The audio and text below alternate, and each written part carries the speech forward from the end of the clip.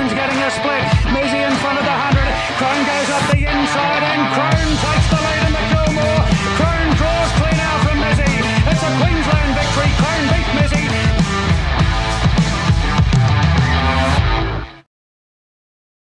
Ladies and gentlemen, welcome back to the Mock Sports presents the Quaddie Poddy for another week in the Cashmore basement. We promise we will be back in the studio soon, but Cashy joined by Nico. How are you, mate? Good, mate. Good. Happy. Yes. Good week last week. Good Better week.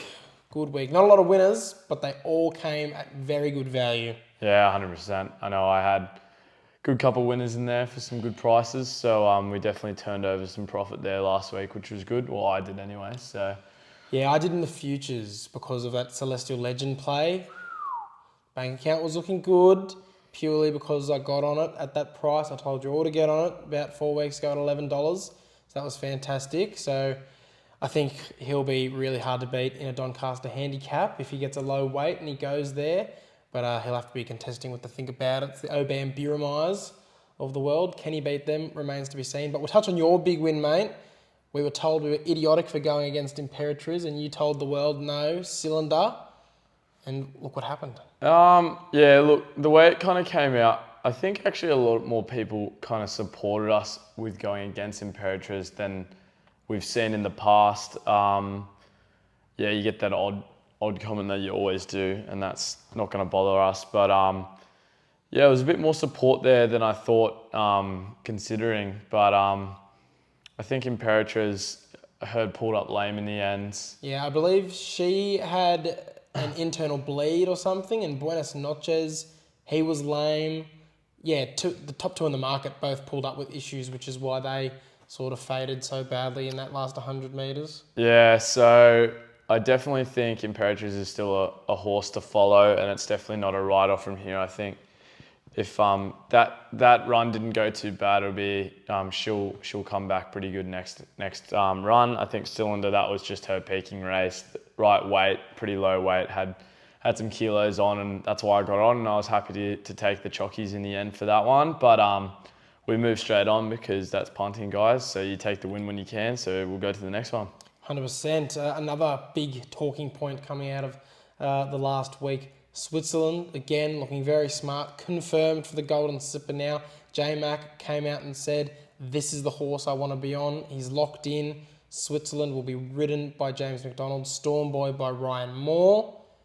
Mate, everyone's now saying it's no longer a one-horse race, it's a two-horse race. They reckon that the two Coolmore boys, Storm Boy and Switzerland, are the only two that you can get on in the slipper. Agree, disagree? Thoughts on the whole slipper process? Whenever you see two horses that are just the outright favourites, always makes me nervous that they're going to race each other out of the race. You kind of saw that maybe with a bit of Nature Strip and Eduardo at some points. They used to race each other out of the race and someone would swoop through and win from it. So look where you can, punters. Obviously those two are the top chances for a reason.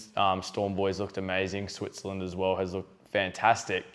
But if you want to look for value next week, we can have a look. We're going to go runner up by runner through it, so we'll talk about it a bit more next week. But it always worries me when there's those top two chances that are really leading out from the rest, because if they battle each other too much and push each other too much, they don't race to the style they actually want to race, and then a swooper can come along and steal the prize. 100%. And a few people on Twitter, when I said last week on Twitter, I said... But it's not just a one-horse race. It's not just a two-horse race. All the top four across the line in that Todman Stakes looks really good. I can still see Straight Charge, Shangri-La Express, Lady of Camelot running really good races. Gatsby later in the day of this preview for the upcoming week, I think, is a bit of a smoky as well if he manages to get into the race. I'm a firm belief that it's not a one- or two-horse race, and the slipper never really is. I copped a lot of flack. They said, a couple of people responded straight away like, mate, it's a guarantee. Storm Boy's winning. A couple others said, like, you're joking. Only Storm Boy in Switzerland can win. And I just responded straight back. How many times has the slipper been a guarantee in history just for a swooper to come along and win at like $15? Only 5 of the last 13 favourites have won the race. And just in the last a couple of years alone, Cylinder was apparently a sure thing. So was King's Gambit. And Coolangatta was also a sure thing. Cylinder and Coolangatta both came second. King's Gambit ended up coming third in that Cylinder race as well. So every year there's the boom horse that comes along, and it takes a special one to actually live up to the hype, which some have and definitely could next week. But the Slipper is never a guarantee race, punters. That's what you got to remember headed in next week.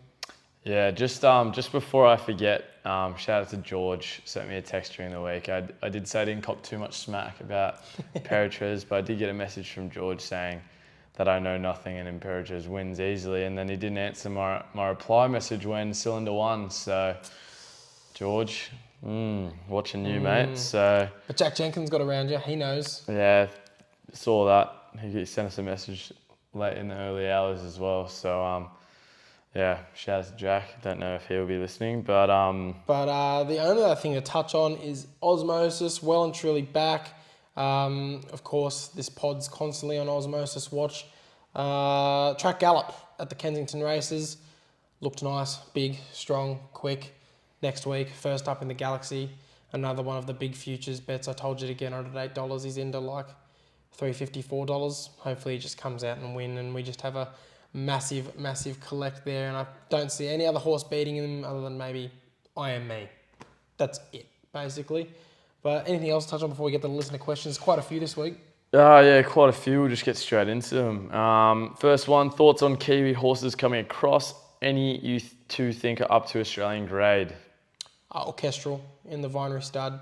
That's where Zardozi will be heading, and I thought nothing was going to be able to touch her until Orchestral.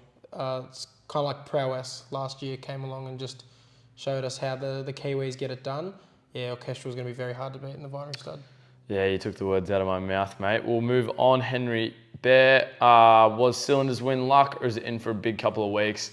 It definitely got everything went its way to win. I definitely won't be following that horse like glue, thinking, oh, it's beaten Imperatriz, that's great form to go off every single time. You'll have to wait and see how they map up. Every horse is different. All the conditions change every week. It's a different race every single week. So, genuinely, yeah. Perfect run. Everything went Cylinders' way. Everything was perfect. Not taking anything away from the horse. I tipped it, so I've got nothing against it. Yeah. But it's definitely not one that you have to drop everything for that horse. It's going to win every time it starts now. So 100%. Remember, punters carried 7 less kilos than Imperatriz, so yeah, that was the big swing. 100%. Lockie Howard, not a question, but the Randwick card is so shit this week. I got back to him. I said, yeah, that's because we're racing at Rosehill. And he said, yeah, same thing, dickhead. Love that. Next one, will Brightside get beaten Saturday? If so, by who? From Fraser Lovegrove. Personally, I can't see anything beating him. It's a dreadful race. I mean, only probably Pride of Jenny doing what she did in the spring, stealing it with pace. But other than that, can't see anything else beating Big Brightside. Yeah, pretty much the same, I'd say. Benny O'Brien, what's the point of handicap races? Is it to give other horses a chance at winning? Yeah, it's exactly what it's for. It's what happened with Cylinder last week. Essentially, for those who don't know the two kinds of races, weight for age, which means you carry as much weight as how old you are. So the older you are, the more weight you carry. Then there's handicap. So essentially, you get a rating based on whoever's handicapping the race. Whoever they've rated as the top chance in the race will, if all things were equal, they get the top weight, and then filters all the way down to the horse they think has the least chance. If everything was equal, they get the bottom weight. So in their mind, that sort of evens it out. So of course, last week Imperatriz, obvious top chance in the race, gets the top weight. Cylinder, 3-year-old, not as seasoned as the rest of them, gets the not as great a form, even though, to be fair, ran pretty well in the Everest. Have terrible but form. that's what he thought, and so bottom weight and 7 kilos evens them out, and then Cylinder gets that little bit over the top. It's exactly what handicaps are for. Yeah, to explain it pretty nicely. That's all from the listener questions. Just before that, give us a rate on Spotify, Apple Podcasts. Gets us to bring more stuff to you. Yeah, thanks for that. And a big shout out to our friends over at Dabble. Yes, Dabble, Aussie bookie, changing the game of betting at the moment. Social betting. You can get your own group chats now. New feature on the Dabble app, group chats. We've set up one, the Mock Sports Bets and Banter. You just chat bets with your mates. You don't have to be going to your Messenger or your Snapchats. Just go straight into the bookie app. And also, if you want to copy any bets we mentioned in this podcast, and any bets that we're putting on the footy, the NRL, the soccer, the basketball, whatever it is, head to our profile at the Mock Sports. 26,000 other punters are following us. You just click copy bet straight into your bet slip, put as much money on as you want, and hopefully we win you quite a bit of money this autumn season. Simple as that. Use the code MOCKSPORTS. It's in the link in the description as well. Get on it. Thank you. Make sure to gamble responsibly and set a deposit limit when doing so. Awesome getting the track report, mate. All right, mate. So essentially, should be bone dry come the weekend. No rain whatsoever predicted. A few 38-degree days in Sydney as well. But it's going to be a bit overcast on the weekend. But no rain is predicted. So we should have a good forward track to start with. And the rail's in a true position. So racing should be as fair can be. But Rosehill sometimes does have the nickname of Road Hill when it gets really dry. It's usually grab the fence and go, go, go. But, I mean, historically as well, it's been hard to lead all the way at Rosehill just in general. So just make sure to monitor the bias throughout the day. As we move into race 1, mate, the midway, there's a horse that really tips itself. I've been following it this entire prep. Mad Darcy, 2 wins and a narrow second so far this prep. I've been on every start. All of them lovely swooping runs, especially that last start was really, really fast over the top of them. And she gets an extra 100 metres now and some added fitness. So $4.80, I'm all over it. Mad Darcy to kick off the day with a win. Yeah, I agreed with you 100% there, mate. So head over to race 2, the benchmark 78, the 1900 metres. Tough one here. Mark's your favourite, $2.80. Its last 3 starts has been second, first and first. But I got to be Dr. Evil again. Great run last start. Only got the placing for me. Gets the extra 300 metres here, so a bit unknown. Raced pretty nicely, the 1800 a couple of starts back last year. But getting the 1900, it's something that I'm probably looking forward to. So Dr. Evil, $13 and $3.20.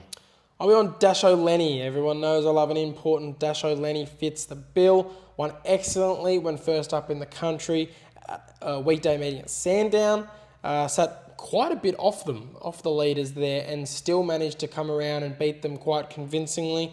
Obviously, different kettle of fish here, stepping up to the Saturday Sydney grade. However, up in trip, up in fitness, J-Mac on board. I think there's only improvement to come. $5 to win, $2 to place. Dasho Lenny for me in the second. As we move to race 3, last chance for the girls to get into the slipper. Unfortunately, our big slipper ticket, 2 Done Lizzie, won't be there.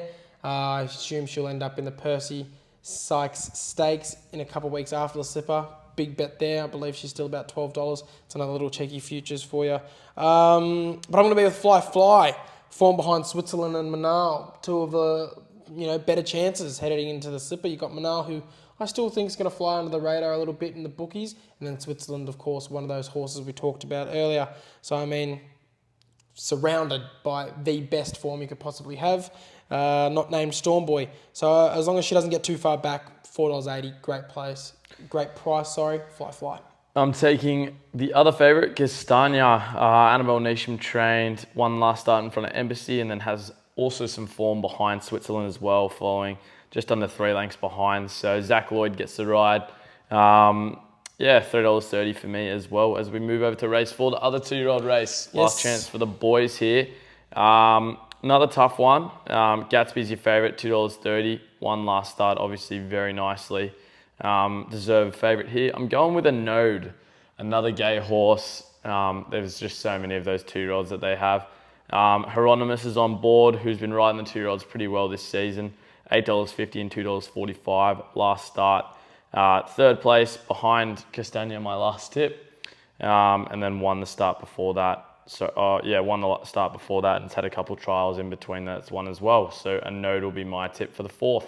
I mentioned I think Gatsby's, if he gets into the race, is a real slipper smoky. He just looks super smart, really well put together.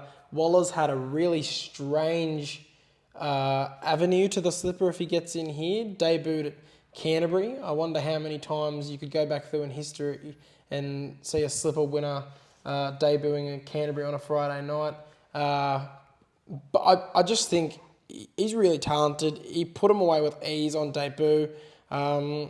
Every piece of work in the trials has looked really clean.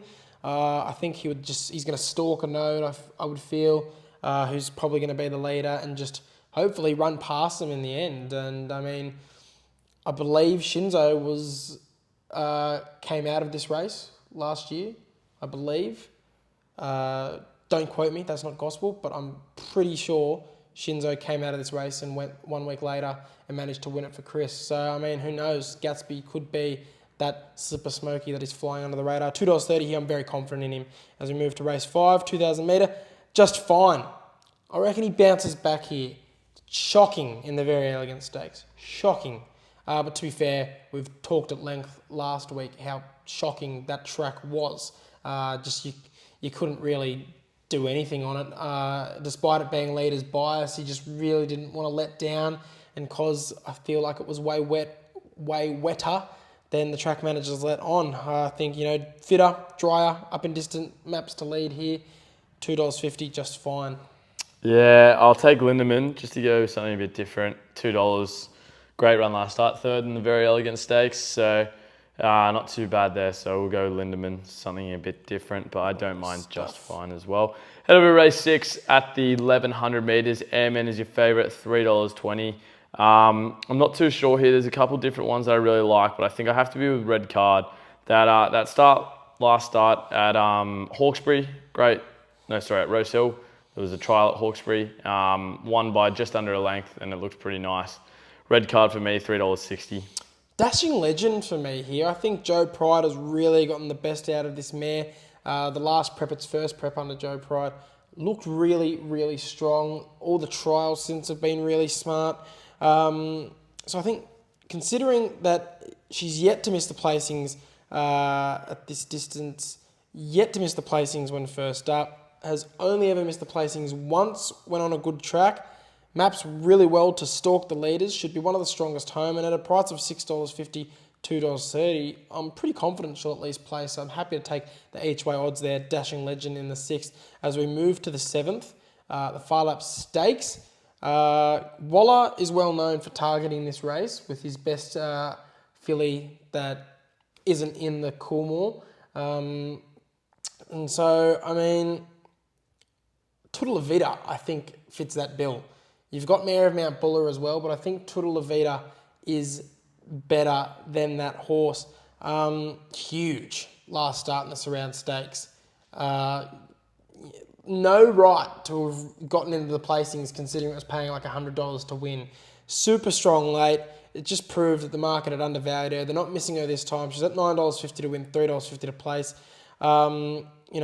Nab third behind Tropical Squall, who's one of the top chances in the Coolmore Group 1, the race after this. So I think she just needs to not get trapped wide without cover from that barrier. She's in barrier 15, I believe. So she's going to be way out there. As long as McAvoy can get some cover on her, I think she can be super strong late again and get into the placings. So yeah, each way on Toodle Levita for me in the Far Lap. Yeah, I'll take the other girl, Mare of Mount Buller, $17 and $4.40, bit of a value play. 3 wins on the trot, obviously up in grade here, but give it a shot. We'll skip race 8 for the Coolmore. We'll come back to it a bit later. So you go to race 9, mate. Race 9, the 1500 metre Ajax Stakes. You got A More Victorious is your favourite and likely will probably be up there on the pace. Setting it, Rachel King, welcome back. This is her first Saturday back since coming from Japan. And this could be a way for her to get back in the winner's circle in Sydney. Glory Days is another really, really good horse that I have a lot of respect for. Wellwall as well. We all know my love affection for that horse, and when I finally don't get on him, he manages to come out and win. I'll kick myself if he manages to win again because I'm not on him. I'm on another horse that we follow quite closely at the Mock Sports. The succulent horse of Democracy Manifest. $6 to win, $2.20 to place. Again, we talked about the bias of the track that he was on last start. You couldn't make ground whatsoever, and he was able to close off as best as he could. The fact that he closed off at all, was good enough for me considering the bias on the day. Extra couple 100 metres here, added fitness. J-Mac goes back on him, and he's the jockey that's had the most success on that horse. So like I said, $6 to win, $2.20. I think he's going to run really well each way on Democracy Manifest for me. I'll take Robusto here, $13 and $3.60. When you weren't on Well Wall beat Robusto just by a nose pretty much, and I was on Robusto. So we come back again here, $13 and $3.60, a price I can definitely have. So I'll take Robusto in the ninth. As we move to the last, benchmark 88. I'm sticking with my man again, Win Chat. $6 for the win, $2 for a place, so just in that each way category. Last start, giving you a forgive, should be nice again.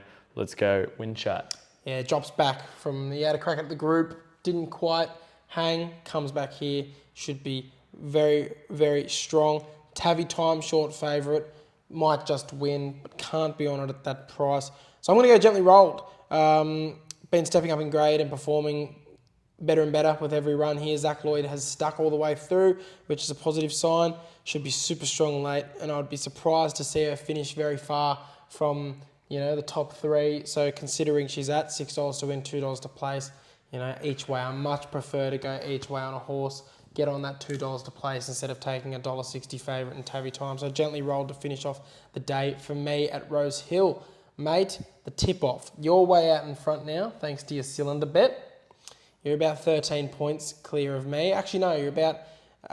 I did the math last night. You would have been 13 points clear if Celestial Legend hadn't picked me up a few points. But still, I've got some catching up to do. But unfortunately, I'm thinking we might be very similar, at least on one race. We'll go there first before touching on the Coolmore.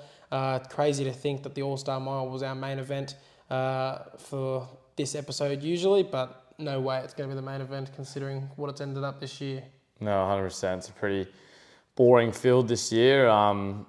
Yeah, wow. It's kind of really lost its The 3-star spark. mile. Yeah, definitely. I think there's about 3 horses that are all-star, I'd say, and then the rest are very, very average. Very. So, keep it pretty simple. I'm just gonna go. For the tip-off, I'm gonna go different because the points.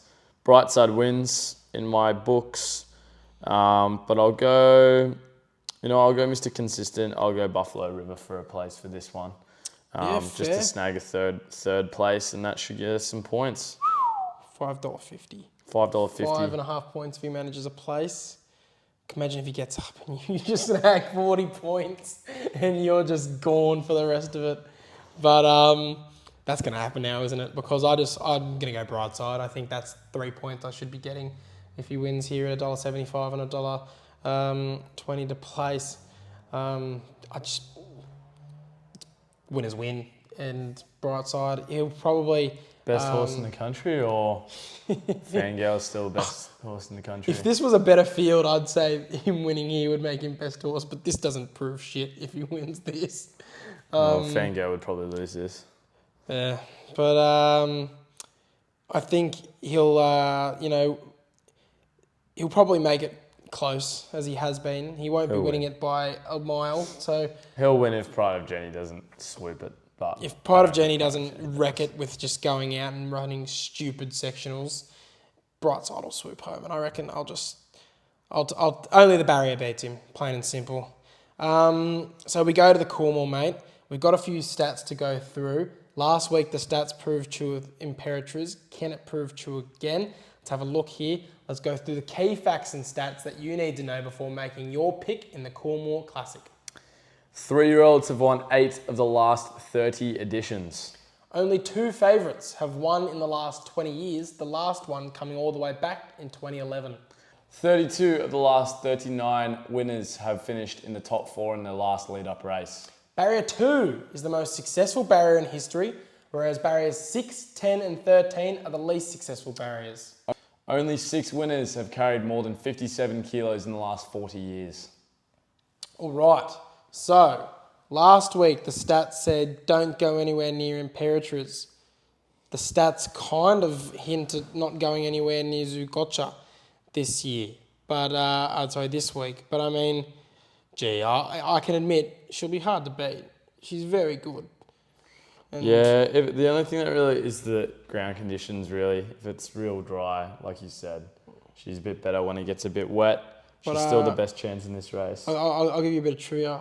Who's the last horse to carry 57 Ice Bath. kilos and win? No, not Ice Bath. I thought it'd just be a Pretty iconic horse for us. This is our race. Coolmore.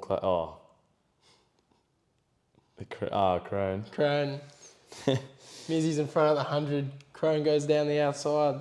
I thought it was Ice Bath straight away. Because it's always Ice Bath. It's always Ice Bath. No, It's Crone. always Ice Bath or Espiona, because Espiona got up last year in this and I wanted to bang my head over with a bloody hammer. But I mean, also another stat, I didn't put it there. 3 of the last 9 winners have come out of the Millie Fox Stakes. That's the race that Zoo Gotcha won last start. And then that race has subsequently produced Lady Laguna, who won the Group 1 Canterbury last week, Overthink About It, and Lekvade, who won her race last week as well. So form has been franked. Are you with Zoo Gotcha or are you against? I'm with Zoo Gotcha. I think she's the best horse in the race. Should win. $4, $1.75. Definitely a price that I can bet on, and I'm very happy to bet on her. Yeah, I think she will be very hard to beat, mate. But I reckon Yonsei. I've followed this horse very closely in its career. And 7 from 10 times, it's won me money. Because I've been on it just about every start. Last start was over the 1,600 metres. Got the job done. So it drops back to the 1,500 metre mark here. Distance that it doesn't usually run at, because it's usually always at the 1,400 or the 1,600. But I mean, Johnny Allen has been on it for 6 of the horse's 7 career wins. One time it was 4th up, got the job done. It usually goes good on the good tracks. Again, 6 out of her 7 wins have come on dry tracks. Draws to do no work from that first barrier. If it just finds a spot amongst the pack, I reckon it can absolutely launch late on it. $14 to win, $4.20. Mate, I reckon this could be my way of catching up to you here. But I will admit, despite all the historical stats, Zoo Gotcha will be very hard to beat. But I think Yonsei is where the value lies in this race, punters. So that's where my money will be. Fair enough. All right, mate. Have you found anything around the country? Ruby Kisses should be running over at Gosford in race 4. How is that horse still going around? She should win, but who really knows? And I've got 3 over in Caulfield. Caulfield race 1. Man, Cayenne. Love that horse, $5.50. General Bow race 4 at Caulfield, $4.60. And Peace Treaty, $2 at race 7 at Caulfield. That's my round of grounds. Talking about Ruby Kisses and horses you own, what's happened to all the other ones you own? You own like 20 of them. Where are they all? Half of them are racing midweek, and half of them we're waiting for spring, I'm pretty sure. Fair enough. I'm saving all my money for the Golden Slipper, so there's nothing really around the country on Saturday that I like. But if you're listening to this anywhere before Friday night, Pakenham Cup, Dunkel, we all know how much I love that horse. He's won me plenty of money. He's going to win me some more. $2.90 in the Pakenham Cup. Bet. He's probably my best bet of the weekend. Of course, my best bet on Saturday has to be different because this is a Friday night tip. But I'm very confident Dunkel gets the chockies in the Pakenham Cup. So we'll do the Quaddie, mate.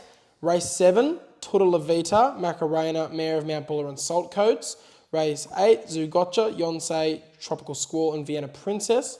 Race 9, Democracy Manifest, Amor Victorious, Robusto and Well War.